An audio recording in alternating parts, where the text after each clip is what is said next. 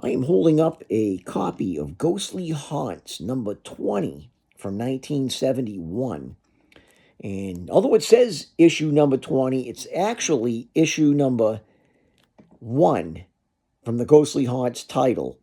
Ghostly Haunts took over. The first 19 were under the title of Ghost Manor. Now, Ghost Manor continued in another comic, in another series, up until the 1980s, I think. And a lot of them were like, from what I understand, were reprints of previous comics that were issued.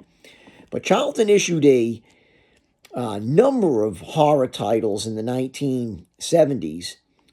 You had Ghostly Tales. You had Scary Tales, which I got a bunch of them here. And this is the number 1 issue. I got that for a score, $5 at a Comic-Con a couple of years back. But I'd like to have a shout out to Thomas Mitchell, who reminded me about Charlton's horror comic genre, and I've got a bunch of these. I'm gonna be showing on this channel. I'm gonna open this one up and give you a little show. So this is the first issue of Ghostly Haunts. And there is the cover, as you can see. And on the back, you've got the correspondence course, which was on a lot of these comics here. And it was hosted by Winnie the Witch, by the way. And here's the first page. She kind of had like a blue tint, as you can see there. And there's another story here, The Bride of Everything. And the artwork in these comics was phenomenal.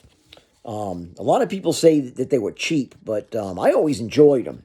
The stories were good, too. I mean, there's Grit magazine.